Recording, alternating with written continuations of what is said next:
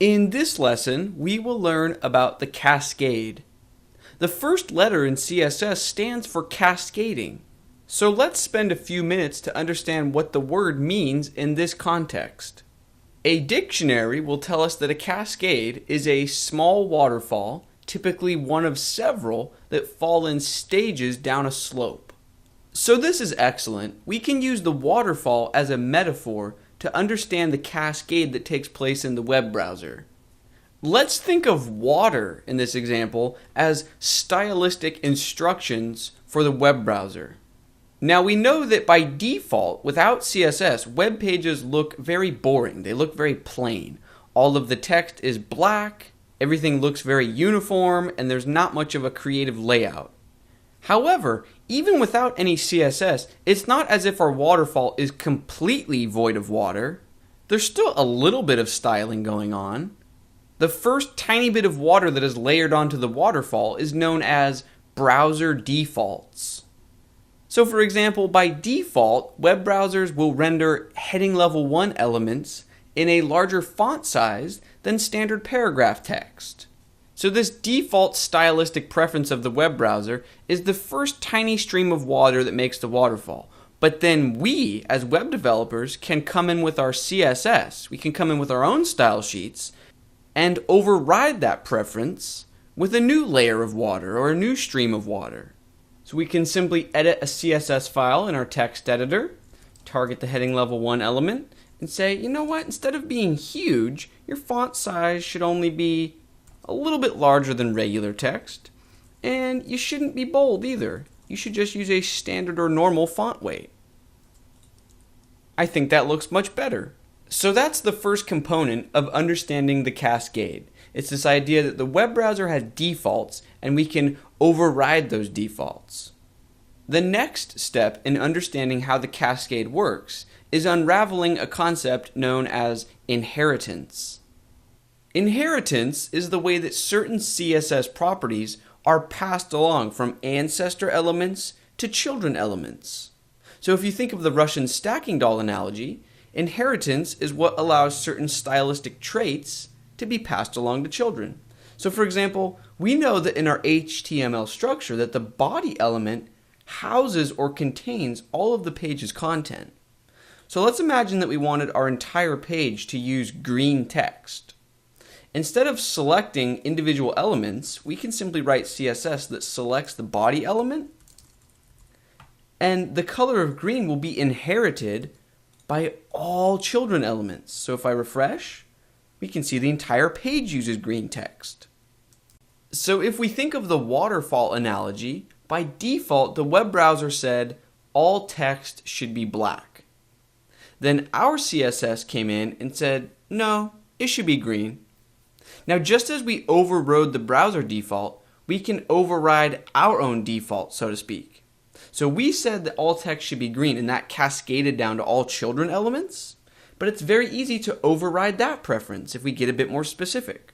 So let's say that we want the footer text in our website to be orange.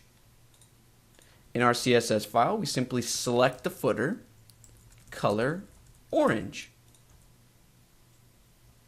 So we can see how simple it is to create stylistic preferences that cascade to multiple elements on the page. And then when we need to scale back, we can simply override that preference for a particular area. Now I will point out that not every single CSS property can be inherited. So for example, color can be inherited.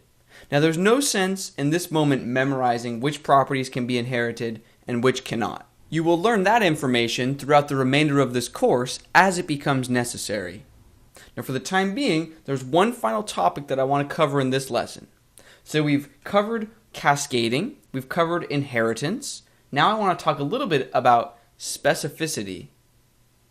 Specificity is how the web browser decides which set of CSS instructions to listen to if two or more styles are competing with one another.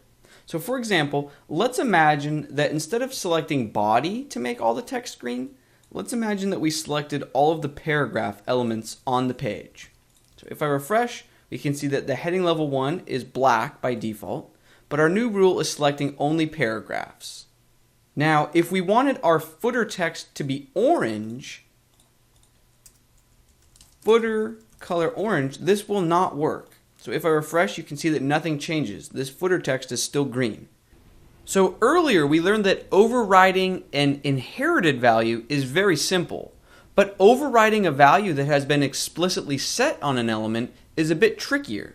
So because this selector is actively targeting the paragraph elements on the page, we cannot rely on footer to trickle down the inheritance of orange to its children. Instead, we need to directly compete with and beat this rule. So instead of footer, we'll say footer space P. Now this rule, or this selector, is more specific than this selector. So this selector will win. So if I save and refresh, we can see that those two paragraphs are orange. Now this is an excellent example of specificity. So in this case, it's clear. Common sense tells us that this rule is more specific. However, specificity is a very complex topic, because it's not always so clear what the web browser will consider more specific. Now, instead of having a 30-minute lesson just on specificity, we will instead learn about it in chunks or in waves. So as your understanding of CSS as a whole continues to develop, so will your understanding of specificity. Now, for this first wave of specificity knowledge, all I want you to keep in mind are these few following rules of thumb. Number 1. Descendant selectors are more specific than type selectors. We already saw an example of this.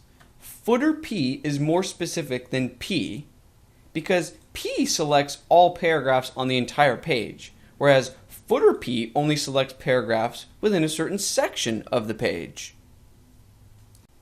Number 2. Deeply nested descendant selectors are more specific than shallow or simple descendant selectors. So for example, if I wanted to override this rule, I could simply say body footer P. Now I'm not saying that this is considered a best practice or that this is an example of squeaky clean CSS, but this is more specific than this selector. So now we could say color red. We can see that that change is being obeyed. Number 3, class selectors are more specific than type or descendant selectors. So for example, if we wanted to override this rule, we can simply see that this paragraph has a class of highlight. So all we need to do is type period and then the name of the class, highlight, color purple, and that will be obeyed. Number 4. A descendant selector which references a class is more specific than a solitary class selector.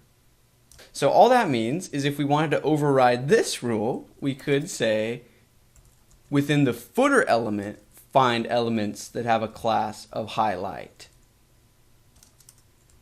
Give them a color of blue.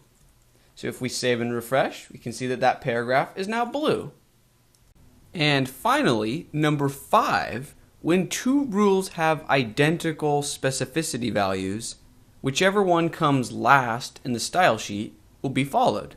So let me show you a really quick example. P, color blue, P, color red. So obviously these two have the same specificity values. If we save and refresh, we can see that red is taking precedence, but if we moved blue to sit below this rule, then obviously it takes precedence. Now the reason I bring this up is because the ordering of your style sheet most definitely matters. We will learn in later lessons that it's considered best practice to start with your more generic rules, and then as you work your way down your style sheet, include more and more specific rules. That's going to conclude this lesson. We've learned quite a bit, so let's review. We learned why the word cascading is used to describe style sheets. We learned about inheritance, and we learned about specificity. Now this is the most technical CSS lesson in the course. These are the basic principles that allow us to stay organized in our style sheets. So if everything in this lesson wasn't crystal clear, that's okay. These are concepts that we're going to be relearning and revisiting throughout the course. The main point is that I want you to be familiar with the terms inheritance and specificity. Your understanding of those will continue to grow. So I'll see you in the next lesson.